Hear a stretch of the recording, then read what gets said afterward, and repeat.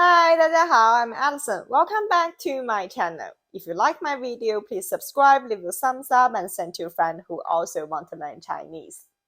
For this video, I will read it twice. The first time, I will read it very slowly, and then I will repeat it with normal speed. If you feel that you can understand everything in the first part, you can challenge yourself and listen to the fast version.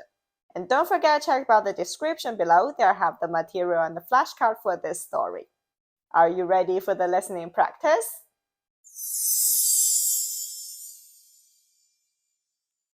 这个星期五，9月29号，是2023年的中秋节。每一年，中秋节的时间都不一样，因为中秋节是要看阴历的时间。是阴历的8月15号，这一天正好是秋天的中间，所以叫中秋节。在中国，这是一个重要的节日。在这一天，月亮是最圆的。有团圆的意思，所以在外面工作或者学习的人，一般都会回到自己的家乡，和家人在一起。月亮在中国的文化里有很多意义。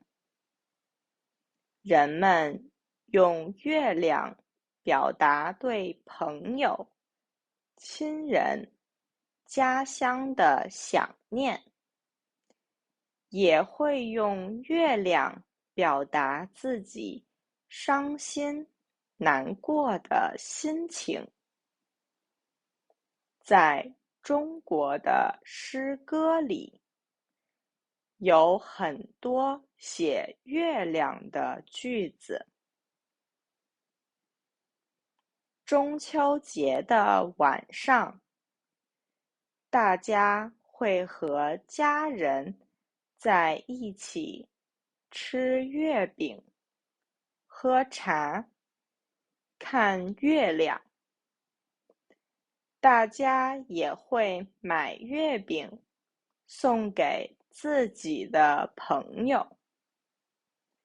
有的地方晚上会有集市，所以晚上也可以和家人一起去逛集市。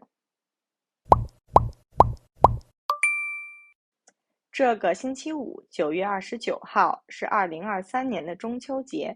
每一年中秋节的时间都不一样，因为中秋节是要看阴历的时间，是阴历的8月15号。这一天正好是秋天的中间，所以叫中秋节。在中国，这是一个重要的节日。在这一天，月亮是最圆的，有团圆的意思。所以在外面工作或者学习的人，一般都会回到自己的家乡和家人在一起。月亮在中国的文化里有很多意义，人们用月亮表达对朋友、亲人、家乡的想念，也会用月亮表达自己伤心难过的心情。在中国的诗歌里有很多写月亮的句子。中秋节的晚上，大家会和家人在一起吃月饼、喝茶、看月亮。大家也会买月饼送给自己的朋友。有的地方晚上会有集市，所以晚上也可以和家人一起去逛集市。